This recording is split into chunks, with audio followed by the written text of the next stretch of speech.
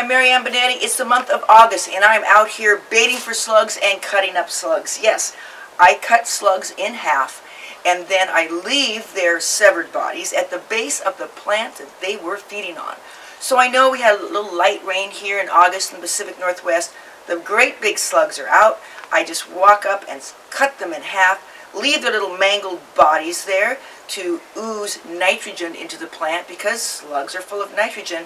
And then I'll sprinkle a little bit of this pet and kid-safe slug bait around my most vulnerable plants. Now I try to have some slug-free zones, maybe with a hostazar or some of the annuals.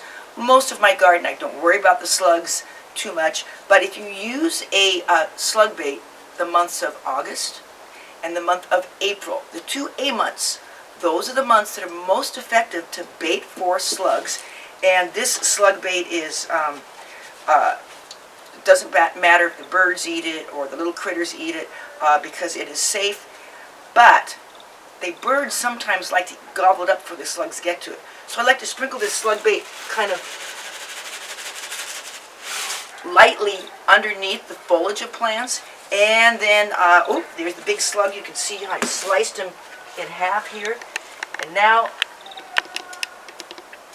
that severed slug body is going to decay and add nitrogen to that plant that it was just feeding on. It's kind of a nice return on nature. The slug took from the plant, and now the slug is going to return nutrients to the plant. And so there we have it. Great tips for controlling slugs in your garden. This has been Mary Ann Benetti with easy answers for great gardens.